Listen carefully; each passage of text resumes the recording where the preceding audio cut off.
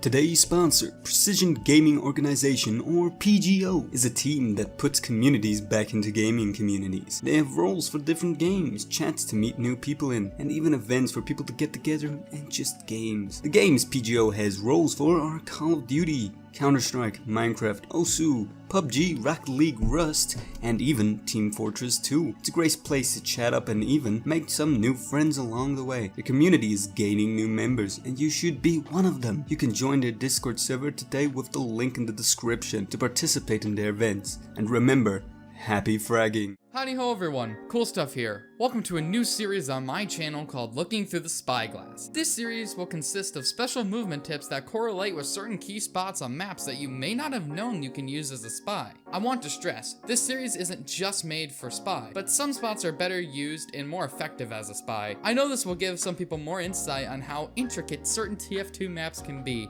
Honestly, I find it really enjoyable. But without any further delay, let's jump head first into this informational training exercise.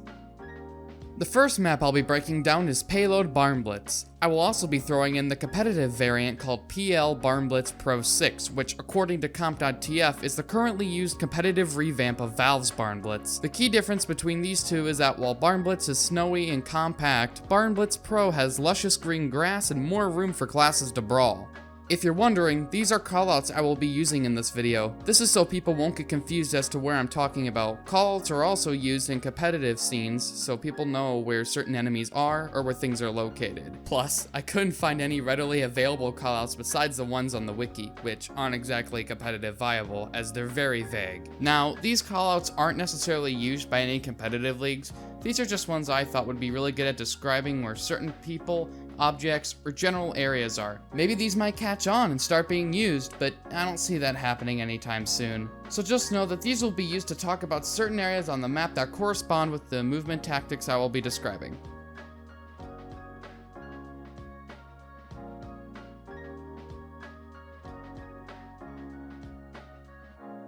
Getting along with the point of this video, let's start with the blue spawn.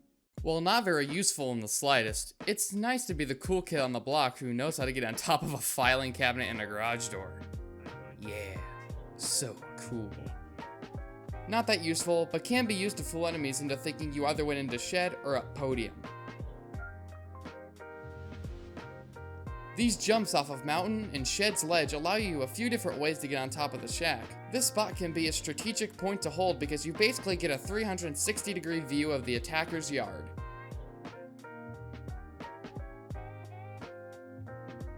Getting on top of mountain is a great spot as well, but I feel it's a little bit riskier as people usually spam above it when they're trying to destroy things such as sentries or people. So only use this as a later on hiding spot. This jump is tricky to pull off and not very rewarding for long, but it is a great way to stay out of harm's way if you happen to be defending shack for a longer period of time. Also, make sure that when you jump to get on top of the pallets, you have a running start and jump when you get onto the one that is slightly above the ground. You'll need to do a crouch jump as well to get on top of the pallets and on top of the boxes.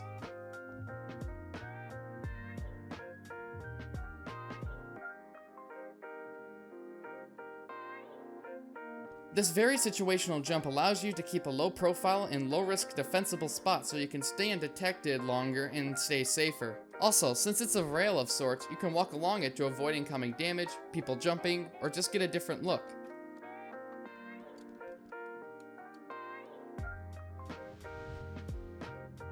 This jump is a dangerous one as you'll be right above the payload. I'd use this to stay out of the flames of pyros and stock engineers if they're camping this little area.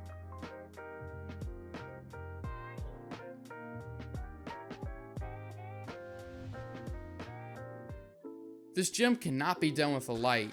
So, how do you get on top of the building? The pallet jump? I remember that from the shed. And where to now? The light has a hitbox.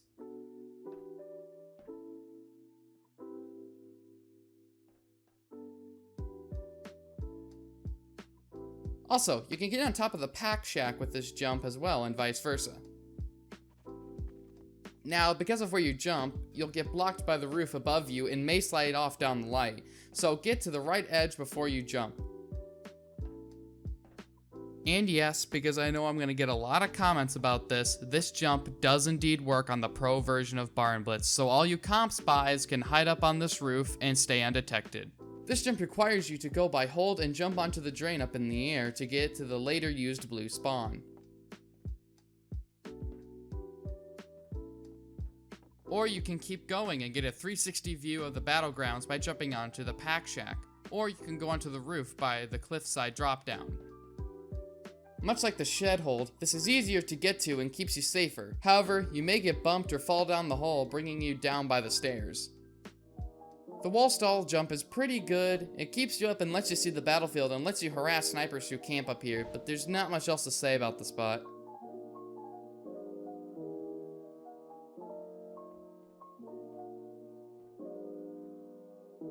This drop lets you stay above the ammo pack below that some engineers might use. Use a spot to camp and drop stab passersby.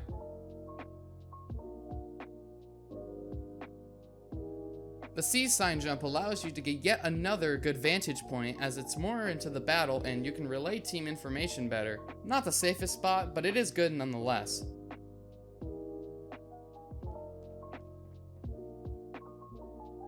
The vent drop can be used as a great place to get some good drop stabs on some people who happen to be passing by. This can also be another good fail-safe point if you need a quick getaway.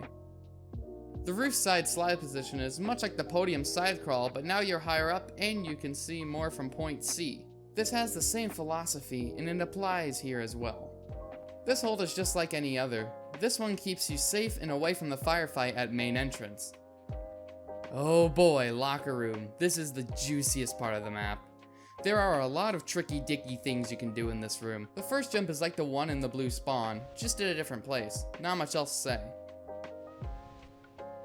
What is there to say about locker room is the lockers in this room. Haha, hey, I get it. There's a secret way I found to get on top of any locker in this room. Can you guess what it is? I'll give you some time. Okay, so the answer is the handles. They have a hitbox. They have a hitbox large enough that if you crouch jump onto it, you can boost yourself up. It's pretty miraculous how this is even possible.